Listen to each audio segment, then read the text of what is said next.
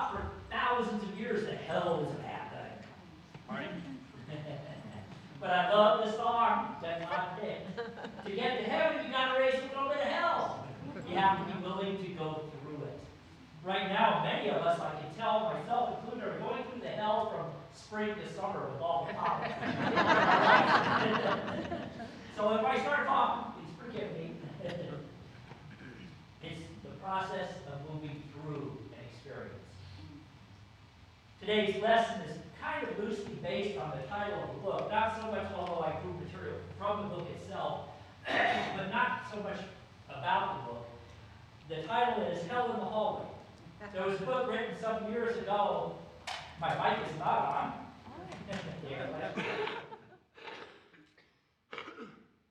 Hear me now? Oh, yeah, much better. Thank you. It's all hell, right? As I said, hell is not something to be feared. It's not even really something to be avoided because, first of all, in Unity, we don't believe in hell as a place you go after you die. It's an experience we have now. It's the experience of moving through chaos, and chaos is caused when shift is happening. Old systems, old paradigms have to be broken down so that new ones can be created. A higher vibration can be created. And it may feel like hell when we are going through it. Anybody ever gone through that? Yeah, it's not always fun, is it? Well, the book was entitled Hell in the Hallway, Light at the Door. And it's from the expression when one door closes, another opens, but it's hell in the hallway. But there is always light. We are always moving through it, not stuck in it, unless we choose to be. We can remain in it as long as we want. I believe that Homo sapiens, us, our experience has been a hallway experience. We're a hallway species. We're always in that process of growing, of changing, and of course, throughout our history, we have always been taught, avoid change, avoid pain, avoid discomfort. And certainly we don't want to be in pain and discomfort, but there is a place for discomfort. Discomfort is that energy of saying change, grow, evolve. If we get comfortable, it's nice for a time. It's okay for a time. But hopefully we reach a point where we say, I've been in the hallway long enough, and I'm ready to evolve into the next level. I'm ready to go through that door with the light. The series that I have tacked this on to the end of was originally a 4-part series. It was based on the book, The Spiritual Laws of Prosperity by Edwin Gaines.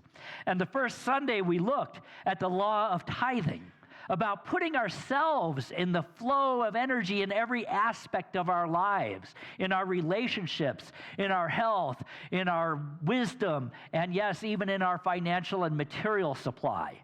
We learned the principles of being in that vibration, being in that flow of energy of expansion. We learned what a tithe is and what a tithe is not. The next Sunday, we learned the principles of goal setting, and that goals are the receptacles for divine ideas. They are the concrete steps we take towards our vision. Without goals, there can be no movement. If you missed any of these, you can go back online and watch them. A couple Sundays ago, Reverend Geo Downer talked about the principles of forgiveness and how forgiveness allows us to release our attachment to the past, to what didn't work or what is not working, to be in a consciousness of no blame, which frees us from bondage. And then we looked at the principles of finding our divine purpose last week. And commitment, being committed to our crucial role as a human being, as an evolutionary being committed to move beyond our comfort zones, to set goals, to forgive, to put ourselves in the flow. And as I looked at that series, which was supposed to be 4 Sundays, I thought, there's still something missing. There's still a block. Throughout the years, we have observed that these principles, while wonderful, don't seem to be enough. And I came to realize that the block is, what do we do with our paradigms? Reverend Geo talked about paradigms and paradigms. What is a paradigm? Well, that's what we're here to do today, to get very clear on what a paradigm is, where it comes from, and how we can embrace it and change it and elevate it to a higher level, a higher vibration. So let's begin with, what is a paradigm? Well, if you look it up in the dictionary, it says, a paradigm is essentially a set of beliefs, concepts, or assumptions that collectively form a framework through which individuals perceive, understand, and interpret the world around them. It is those ideas that have formed your worldview. Not just a single idea, but rather a comprehensive worldview that shapes how we think, how we act, and how we make decisions. It goes on to say, paradigms influence everything from our personal beliefs and values to societal norms and even to scientific theories. They act as mental models that filter and organize information, guiding our perceptions and behaviors. But here's the important thing. Paradigms are not fixed, nor are they immutable. They can evolve over time. We can consciously shift them if we so choose. As we encounter new experiences, insights, or evidence, we can recognize that our paradigms can be crucial for personal growth, innovation, and progress. We can allow it to challenge our existing beliefs so that we may adopt new perspectives. You know me, I like to look up the meanings of words from their original roots. And I trace paradigm back to the Sanskrit root, which meant to point out or show. To point out or show. Could it be that our paradigms serve as guiding indicators, directing us towards what we must embrace, what we must engage with, what we must change? In a much later Germanic meaning of the word, it meant to teach. To teach, rather than to fear or hate our paradigms, let's look at how we can shift them. And while paradigms do indeed shift and change naturally, I believe sometimes we get stuck in them because they are so pervasive. They are so ingrained in our cultural and societal DNA, and yes, even in our religious DNA. There's one paradigm in particular that I believe is so ingrained and so pervasive that it's high time we root it out and we heal it. And that is the paradigm that we as a species, especially in the Western world, have around abundance and prosperity. You would think that after 2,600 years of the teachings of the Buddha, after 2,000 years of the teaching of the Christ, after hundreds and hundreds of years of teachings of all the great prosperity thinkers, that we would have mastered it. That we would not be lacking, that nobody would be homeless, nobody would be starving, because we know there's quite enough supply for every human being. And there's quite enough supply for us not to be in bondage, financially or materially. Despite the best efforts of so many teachers, a paradigm has been built that has blocked us from that great realization. And as I said, it goes back even before the time of Jesus. By the time of Jesus, a solid spiritual principle of abundance had been corrupted. That originally it was the principle of tithing. And that was an act of putting a portion of your good into circulation, into the flow of spiritual energy. And for thousands of years, it worked. It worked. We know that ancient farmers right here in the Southwest put aside a certain amount of their grain to plant apart so that animals could thrive. There's a ranch in northern New Mexico called the Bolac Ranch. Anybody ever been up there? If you get the chance, go. Many years ago, Tommy Bolac had an idea because the farm that they had was right on the San Juan River, and the geese and the bugs were eating all his crops, and he didn't want to use insecticides. He didn't want to use poisons. And he said, what could we do? And he said, what if we set aside 1/10 of our fields for the animals? would they then let the other 90% of our fields thrive? It worked. It still works. Farmers come from all over the world to study how they do it. It works. By the time of Jesus, though, the spiritual practices had become corrupted as a way to make the temple hierarchy very powerful and wealthy. On Palm Sunday, Michael shared the story of Jesus walking into the temple and turning over the tables of the money changers. Do we really understand what happened there? Do we really get it? Let's pretend that it happens today. Let's pretend you walk into your church, not this one, but you walk into a church somewhere, and you are not expected to give. You are required to give a portion of your tithe, a portion of your good. But here's the rub. Not only are you required to do it, you have to use special money. So you come in with your $5 or $10, let's say $10, and you hand it to somebody up front, and they take that $10 and they give you a special $1 bill back. It looks different. It's not legal tender anywhere else. And then you have to go in and you have to buy in something to sacrifice using that special money.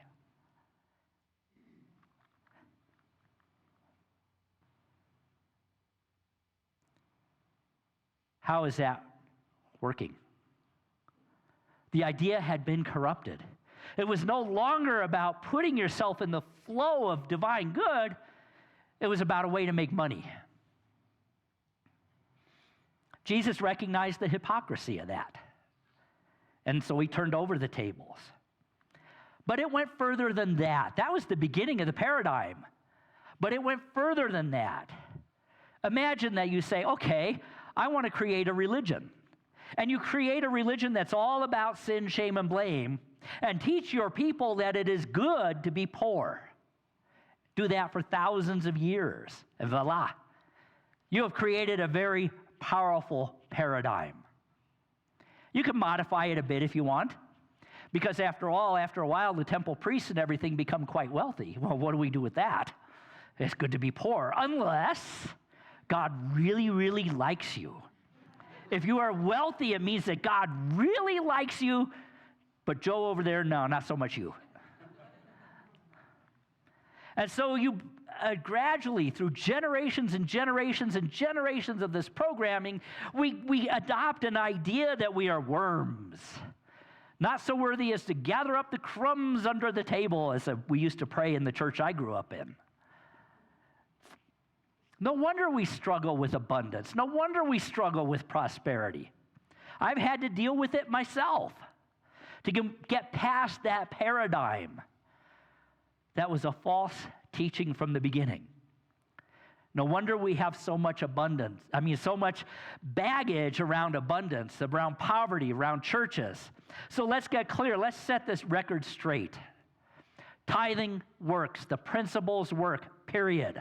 I've been doing it for years. It works. But only if it is done properly and with the right understanding. I know many times I have done it without understanding, especially in the beginning, where I've given my tithes without really knowing or understanding what the purpose is, what the spiritual practice is, and I haven't prospered. And I talk to many, many people as a minister. They say, well, I tithed once, it didn't work. I understand. I get it. I've been there. Because we don't understand the principles and because we have this massive paradigm that we've come up against. Imagine you're walking down the road and there's this big dragon there. That's your paradigm. What do you do with it? Well, I love an old story from the East that says there's 3 things you can do with a dragon when you encounter it. You can stand and try to fight it, but they have armored like scales and sharp teeth and claws, and they breathe fire. You're going to lose, and you taste good with ketchup. You can try to run, but they can fly. They will catch you. Or you can embrace them, and they become your friend, and you take on their power. That's what a paradigm is inviting us to do, to embrace it, to understand it, to take on the power of it, and thus rise to a higher level. So back to tithing, back to putting ourselves in the flow of divine supply. Even if you do not believe in the spiritual principle itself, putting any part of your life into the flow of energy always produces positive results. And when we talk about this in unity, we're talking about holistic abundance. We're talking about relationship. We're talking about love. We're talking about health. We're talking about a little less pollen in the air. Excuse me. When we put whatever energy it is into circulation, the results are always positive. There's actual scientific evidence that this is how the universe works. Physicists are now discovering that this is how the universe works. It is the underlying principle of growth and expansion. Charles Fillmore wrote this: "You may be thinking that you cannot give because your income is small or your supply of anything is limited, but your remedy is to cultivate ideas of abundance. Claim God as your inexhaustible resource, that all things are yours. But in order to set in motion the accumulated energy of your thought, you must also take action. You may be able to only give a little bit at first, but give in the name and the spirit of God." We do that. The wording has changed a little bit over the last 125 years. But the principle is the same. But our paradigms get in the way. I've seen so many people that, when they become aware of this, it triggers it. There's a trigger that happens. They fear the very idea of doing it. I've been there. Anybody else? You don't have to raise your hands. But if you've been there, you know what it feels like. And you want to run from it. Or you want to resist it. Or you want to blame somebody else for your paradigm. That's the easiest thing to do. Well, he did. He made my paradigm. It's not me. Maybe. But we are the ones who get to heal it. We see it happening to us as individuals. We see it happening in our nation. Right now, that's what's happening. Paradigms are showing up to be changed. Societal paradigms, economic paradigms, political paradigms.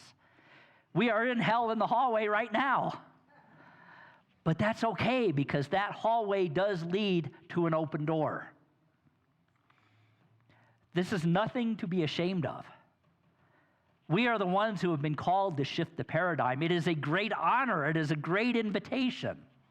So how do we do that now? Now that we understand really where our paradigms about abundance and prosperity come from, how they've been built over centuries and centuries of programming, how do we shift it? Well, first we have to understand that any issue involving lack is an expression of a paradigm around abundance. So we look at the lack of housing for people. There's more than enough housing for every human being. We look at hunger. There's more than enough food for every human being. There is no reason anybody should be experiencing being unhoused or unfed. We know that. So why is it not happening? Because of the paradigms. We know that we live in a limitless universe, that there's no shortage of resources. There's no shortage of love. There's no shortage of food. There's no shortage of shelter, and there's no shortage of money. And until we can recognize that kingdom of heaven consciousness, we will not shift the paradigm. Now we think of kingdom of heaven, maybe if you grew up in a traditional path like I did, kingdom of heaven is, streets of gold and pearly gates and all of that. Kingdom of heaven is an ancient way of saying fourth dimensional thinking, fourth dimensional vibration, higher than our normal way of seeing and understanding things just through our physical eyes and our physical interpretation. It's an understanding that we are energy, that all creation is energy. And energy can be shifted. Energy can be channeled. Energy can be directed. So the second thing we have to realize is to overcome prosperity paradigms often involves in a shift in mindset and behavior. It means embracing a more holistic perspective on prosperity. So how then do we do that? Well, the first step we can take is reframe prosperity. Reframe that word. How many of you still feel a little angst when a minister says prosperity? Yeah, I hear a few kind of hesitant uh-huhs. It's okay. It's okay. Rather than solely equating prosperity with material wealth and possessions, expand the definition to include elements like health, relationship, personal growth, and community well-being. I like that last one, community well-being. Recognize that true prosperity encompasses a balanced and fulfilling life in every aspect. Second, and this one's most important, practice gratitude. Cultivate a sense of gratitude for what you already have. This can help shift your focus away. I lost my tape. This can help shift your focus away from always wanting towards appreciating the abundance that surrounds you. I feel grateful every morning when I'm driving into work and I see my mistress on the horizon. Novella calls Sandy a peak my mistress. My mistress of convenience. I literally say to myself, thank you, God, for letting me live in New Mexico. And when I look at Novella, I say, thank you, God, for sending me to Missouri and allowing me to come back. Are we grateful all the time? There's always something to be grateful for. Even with all the pollen that's in the air right now, we can be grateful for the beautiful flowers and plants that are going to grow. So cultivate a sense of gratitude for what you already have, because this can help shift your focus away from always wanting more towards appreciating what you have. Regularly reflect on the things you are thankful for, both great and small. The next one is simplify your life. Evaluate your lifestyle and identify areas you can simplify in. It might involve decluttering your physical space, reducing unnecessary commitments. I say learning to say no. Sometimes that's a very important skill to develop. Or cutting back on excessive consumption. By simplifying, you free up time, resources, and mental energy for the things that truly matter. Michael, would you hand me the other mic? I don't know where it is, but... You can be grateful that there's other mics. Thank you, Martine. Prioritize experiences over possessions. Instead of pursuing material wealth, prioritize experiences and relationships that bring joy and fulfillment. Invest in activities that align with your values and contribute to your overall well-being, whether it's spending time with loved ones, pursuing hobbies, or exploring new places. Prioritize experiences over possessions. The next one is practice generosity. Embrace a mindset of abundance by giving back to others. This could involve volunteering your time, donating to causes you care about, or simply performing random acts of kindness towards others. Generosity not only benefits others, but also fosters a sense of connection and purpose within yourself. When we do something for someone else, we are building an energetic bridge. We are coming into a consciousness of oneness. Next is focus on your personal growth and invest in your own development. Set meaningful goals that allow with your aspirations and constantly strive to learn and grow. Cultivate mindfulness. Develop mindfulness practices such as meditation, yoga, journaling, Tai Chi. We have all of those available here. Mindfulness can help you become attuned to your own thoughts, emotions, and behaviors. And finally, And this one might surprise you, maybe not. Connect with nature. Connect with nature. We live in one of the most beautiful places in the world, in my opinion. Spend time outdoors and reconnect with the natural world. Nature has a way of grounding us and showing us what truly matters. Whether it's going for a hike or a walk in the park, gardening, a picnic, immerse yourself in nature because it can help you develop an appreciation for life's simple pleasures. When we can embrace these ideas, these principles and practices, we gradually begin to shift from a narrow prosperity paradigm focused solely on material wealth toward a more holistic and fulfilling understanding of what prosperity is.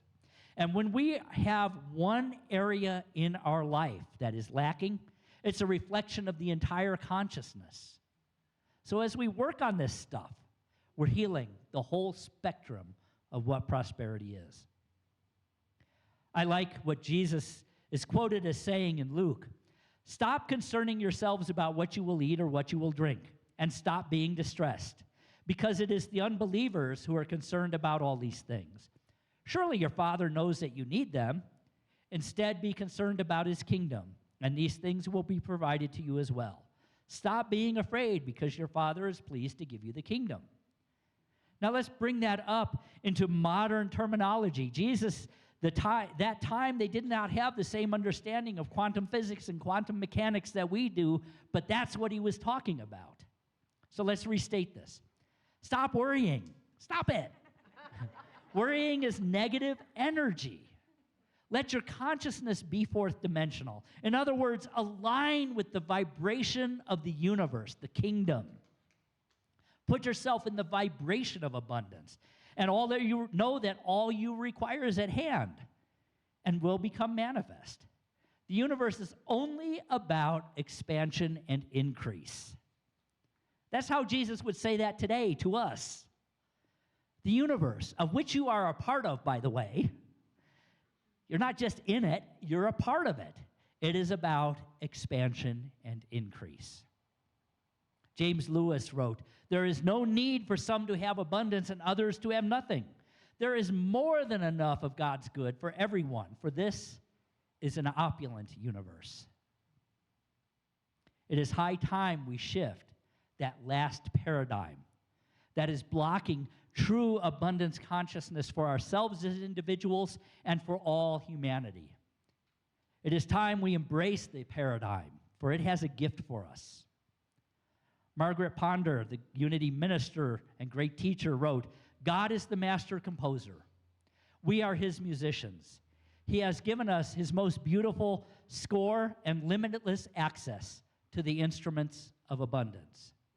You are a musician. You have a song to sing. You have a symphony to play. And it is time to sing a new song, a song of limitless abundance." Namaste.